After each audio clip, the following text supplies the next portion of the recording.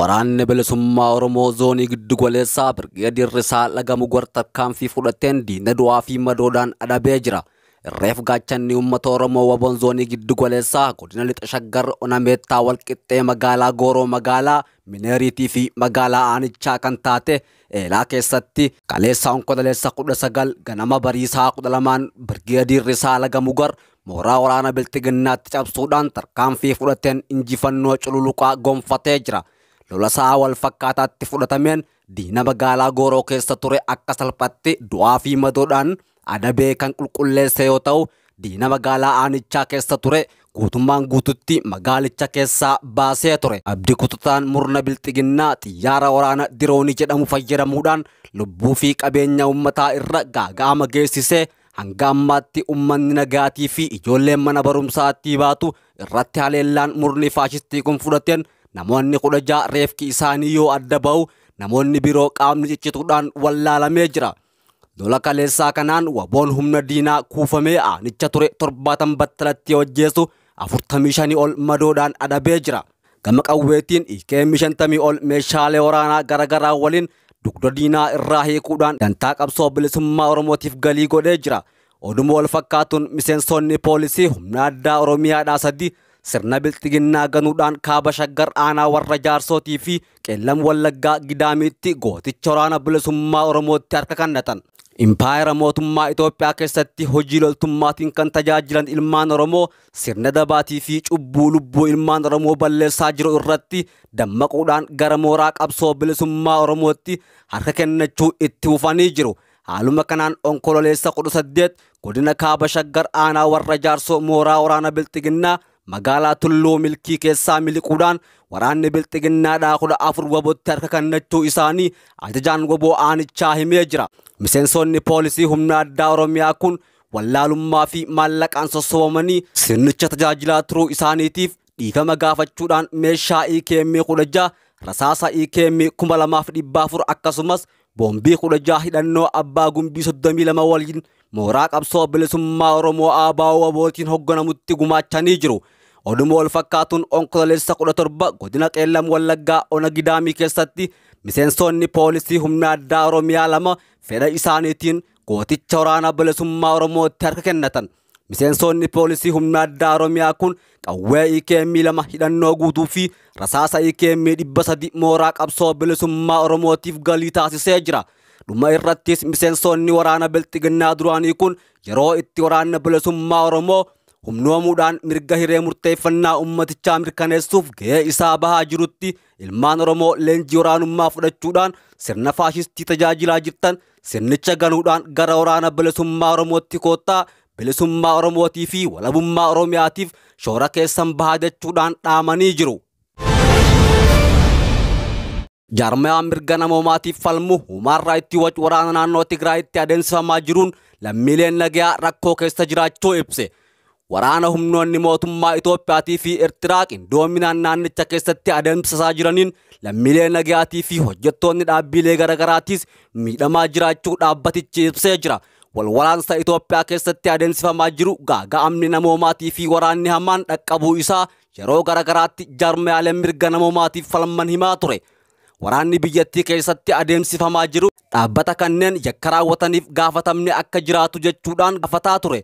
Ta'us waraanni biyyattii keessatti adeemsifamaa jiru itti fufuudhaan gaaga'ama namoomaatii fi waraanaa hordofsiisaa jira. Jaarmayaan mirga namoomaatiif falmu Human Rights Watch ibsa tibbana baaseen waraana Itoophiyaa gara kaabaatti adeemsifamaa jiruun lammiileen nagaa rakkoo keessa jiraachuu ibse. Gaanfa Afrikaatti daarektarri dhaabbatichaa Laatishiyaa Baader mootummaan Itoophiyaa magaalaa Shiroo to'achuu beeksisuudhaan sana dura yeroo dheeraadhaaf naannoo magaalattiitti haleellaan gaggeeffame dhalattoota Tigraay bakka biraa irraa achi qubatan ammas naannawa sana akka buqqa'an taasisan jechuudhaan dubbatan. Jaarmayaan kun odeeffannoo naannichaa irraa argadhe jedheen haleellaan humnoonni mootummaa Itoophiyaatii fi Eertiraa gaggeessan lammiilee nagaa irratti miidhaa hangana hin jedhamne kan dhaqqabsiisa yoo ta'u qabeenyi hedduun barbadaa'ee namoonni hedduun qe'ee isaanii irraa buqqa'uudhaaf dirqamanii jiru jedhe. Humnoonni mootummaa Itoophiyaatii fi Eertiraadhaa kanaan dura yeroo magaalaa Tigraay qabatanitti haleellaa isaan raawwatanii turaniin namoonni nagaa magaalaa Shireetii fi iddoowwan biroo keessa jiraniif yaaddoo keessa galchee jira jechuudhaan ibsa isaa kanaan addeessee jira. Gama biraatiin ammoo humnoonni Tigraayis ji'a hagayyaa keessa waraanni yeroo eegalee kaasee naannoo Amaaraa keessatti lammiilee nagaa ajjeesuu fi magaalaa Qobboo keessatti qabeenya saamuu isaanii ibsee Human Rights Watch dhaabbata mootummoota gamtoomanii gamtaa Awurooppaa, gamtaa Afrikaatii fi USA'n miidhaan akka hin dhaqqabneef waamicha isaan taasisan gartuulee wal waraanaa irratti dhiibbaa baay'ee hin finne kan jedhu dhaabbatichi gamtaan Awurooppaatii fi USA'dha addunyaa irratti mootummaa hedduu irraa qoqqobbii kaa'uu garuu kan Itoophiyaa irratti hin raawwanne jedhe. Waraanni Itoophiyaadha humnoonni naannoo fi humnoonni Tigraay akka waraana qabatamaa ta'ee raawwatiinsa USA hanga amma Eertiraa qofa irratti qoqqobbii kaase jechuudhaan ibsa Human Rights Watch kun gabaasee jira. Lammiileen nagaa rakkoo keessa jiran baraaruudhaaf Ameerikaan gamtaa Awurooppaatii fi manni marii nageenya addunyaa tarkaanfiiwwan akka qoqqobbiitii fi dhorkaa meeshaalee waraanaa fudhachuu akka qabu waamicha taasisee jira. Humnoonni Tigraay waraanni akka dhaabbatuuf hawaasa idil addunyaatiif waamicha dhiyeessanis mootummaan Itoophiyaa buufataalee xiyyaaraatii fi dhaabbilee federaalaa naannolee Tigraay keessa jiran to'achuun qabu jechuudhaan haleellaa loltoota Eertiraa waliin ta'uudhaan gaggeessuu itti fufee jira. Onkololeessa 18 ammoo mootummaan magaalota naannoo Tigraay kanneen akka Shiree, Koroamii fi Alammaattaa deebisee to'achuu beeksisee jira. Sababa wal waraansa Itoophiyaa gara kaabaatiin deeggarsi namoomaa danqamuudhaan lammiileen miliyoonaan lakkaa'aman beelaaf saaxilamaa jiru jechuudhaan dhaabbileen gargaarsa namoomaa ibsuun irratti argamu. Gorsaan nageenya biyyoolessaa ministeerri muummee Ambaasaaddarri Ridwaan Hussein Komishiiniin Gamtaa Afrikaa Onkololeessa 24 mariin araara TPLF fi mootummaa federaalaa jidduutti Afrikaa kibbaatti akka adeemsifamu nu beeksisee jira jechuudhaan dubbatan. Ambaasaaddarri Ridwaan Hussein karaa Tiwiitara isaaniitiin dabarsaniin mootummaan Itoophiyaa marii nagaa buusuu Afrikaa kibbaatti Onkololeessa 24 gaggeeffamuu irratti hirmaachuudhaaf qophii ta'uu irraa deebii mirkaneessee jechuudhaan ibsanii jiru. TPLF gama isaaniitiin marii gamtaa Afrikaatti adeemsifamuu irratti hirmaachuudhaaf qophii ta'uu ibsee ture. Godina Shawaa Bahaa Aanaa Fantaallee qabata sakattaa Awwabootiin humnoonni waraana mootummaa baay'inaan bobbaafaman hawaasa nagaa bobbaa fi dhorka jechuudhaan jiraattonni komachaa jiru. Gama biraatiin bulchiinsi Aanaa Fantaallee jiraattoota keessaa maqaa namaa galmeessuudhaan leenjii waraana mootummaatiin ittiin jijjiiruudhaaf qopheessaa jiraachuu jiraattonni himan. Weerarri daangaa bulchiinsa mootummaa naannoo Amaaraatiin gaggeeffamaa jirus cimee itti fufuu himanii jiru. Aanaa Fantaallee gandoota Tuuroo, Baddannoo, Dirree Sadanii fi Gidaraa jedhaman keessatti waraanni mootummaa ajjechaa fi saamicha raawwachuudhaan hawaasni qe'ee irraa baqatee bosona keessatti dararamaa jiraachuu jiraattonni naannicha irraa dubbisne ibsee jira. Jiraattota ganda Gidiraa qe'ee isaanii irraa buqqaan keessatti dubartoota ulfaa daa'immanii fi manguddoonni kan argaman yoo ta'u dubartoonni bosona keessatti dahanis jiraachuu himanii jiru.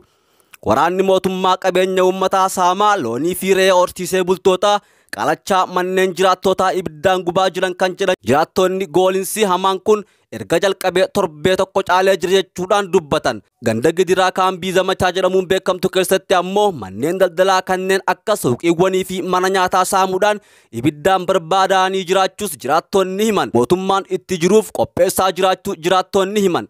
Dabballoonni aanichaa humna waraana mootummaa wajjin ta'uudhaan hawaasa keessaa namoota leenjii milishaa irratti hin bobbaane hidhuu, ajjeesuu fi qabeenya isaa saamuun dirqama jechuudhaan goolinsa cimaa raawwachaa akka jiranis odeeffannee jira. Leenjii loltummaa fi siyaasaa fudhatu jechuudhaan waraana mootummaa wajjin ta'uu kan hawaasa goolaa jiru. Bulchaa aanichaa Abdul Jabbaar Miidhagsoo jedhamuudha kan jedhan jiraattonni haalli aanicha keessatti raawwatamaa jiru baay'ee kan isaan yaaddeesse ta'us dubbatanii jiru. Gama biraatiin humnoonni naannoo Amaaraa saamicha lafa gaggeessuu itti fufanii jiraachuu jiraattonni himan. Hidhattoonni naannoo Amaaraa irraa bobbaafaman humnoota addaa poolisoota naannoo Amaaraa wajjin qindaa'uudhaan lafa Aanaa Fantaallee arroolee bal'aa dhuunfachuudhaan waytii ammaa ganda Haroo Hubaa fi Abbaa Kuulaa to'achuuf guyyaadhaan horsiisee bultoota nagaa irratti dhukaasa banaa jiru jechuudhaan jiraattonni himan. Jiraattota gidduudhaan namni yaada kenne tokko akka ibsutti Aanaa Fantaallee ganda Haroo Hubaa irraa jiraattonni baqachaa jiraachuu ibsuudhaan horiin karrayyuu duraan hanga lafa Borbor jedhamutti dheedaa ture amma lafa Funyaan Bukkuroo jedhamtutti darbuu akka hin dandeenye hima. Bulchiinsi mootummaa naannoo Amaaraa akkuma qorqeetti Taappellaa bulchiinsa aanaa Minjaar Shankooraa jaree dhaabbate raasaa arroolee lafa irraan buutee jedhamtuttis gochoota fakkaatatti jiraachuu eeranii jiru. Humnoonni naannoo Amaaraa kanneen meeshaalee waraanaa ammayyaa'oo qabatanii akka socho'an jiraattonni himan.